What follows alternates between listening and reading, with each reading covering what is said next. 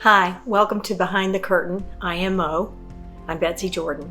I am going to bring to mind some things that happened with Trump in his first impeachment. Alex Vindman, you'll see his picture in this video, brought up allegations of presidential misconduct. And it's not a difficult thing to do, as he says it, but it was a necessary thing to do in his capacity. And as a result, former President Trump and his people have threatened to take his pension away, to take his position away, and it's not just him that those threats have come to.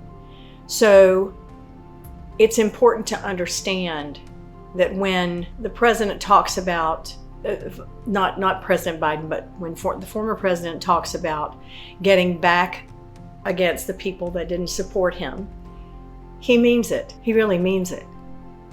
And I'm pointing this out because he's upset that somebody went against him, but he also is upset because the implication, of course, is that he gave secrets to the Russians, all right?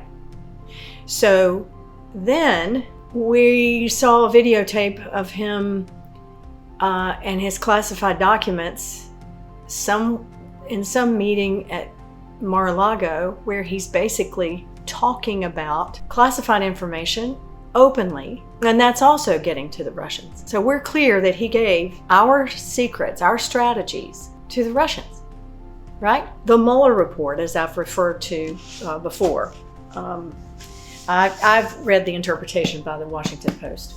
But anyway, the Mueller report established that there was Russian interference with the 2016 election. I'm bringing this up because there's so many connections here, but it's hiding in plain sight, right? So in the debate, Trump alluded to, and this was in the debate against Biden, he alluded to being able to free Evan Gershkovich without any exchange at all, because Putin would do that for him.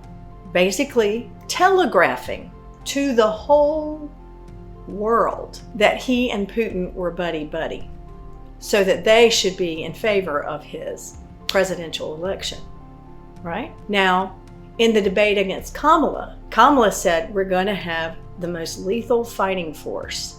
Now, that was a defensive position, but basically she's telegraphing to the world. The world was watching those debates, right? I will defend us, and my enemies need to understand that. And what Trump is saying, hey, we're chums. I know Putin will do this favor for me if I get elected. It's kind of emotional blackmail, if you will. Well, I've already mentioned this before in a previous video. Biden went in and he did get, I think it was 8 hostages released from behind enemy lines. And when I say behind enemy lines, behind Russian lines, does not mean that we're buddy-buddy with the Russians. We will never be. And I'll talk about that in part 2 of the Russia-Ukraine situation that we find ourselves in, and we find Congress being divided in. Congress is being influenced by Russia and by Russian propaganda.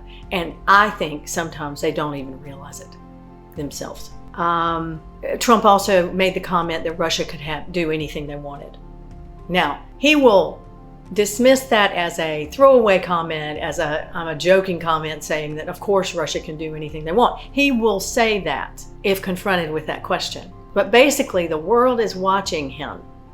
And so when he says Russia can do anything they want, he's basically telegraphing to his buddy Putin, he can do anything he wants, and Trump will do his part. Now, you think I'm kidding? I wish I was. This is Behind the Curtain, IMO.